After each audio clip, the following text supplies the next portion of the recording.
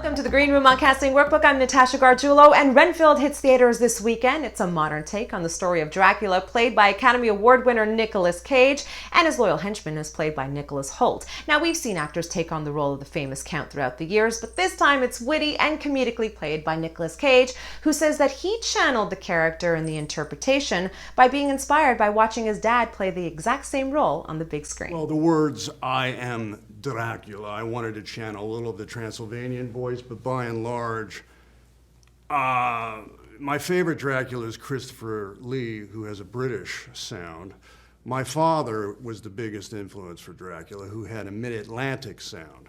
What I didn't want to do was have a goofy Transylvanian sound in the role, so I thought my father, whom I channeled in a little movie I made called Vampire's Kiss, was a great starting point for the way this Dracula speaks. You know, let me explain something to you, okay?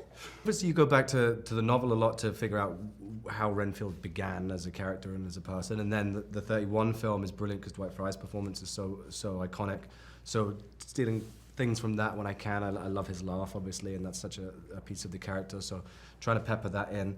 But then this is also 100 years later, and that's what I love with what Nick did to it. You know, he brings a lot of these two characters, you know, they're together, but they love each other, and they also are tormenting each other, and there's so much hurt even in Dracula for what Renfield does to him, trying to escape him. So there's a lot to unpack emotionally, I think, between them. I think it was more just really trying to find the tone. I'm trying to find this bullseye between comedy and horror, which I don't think has been explored that much.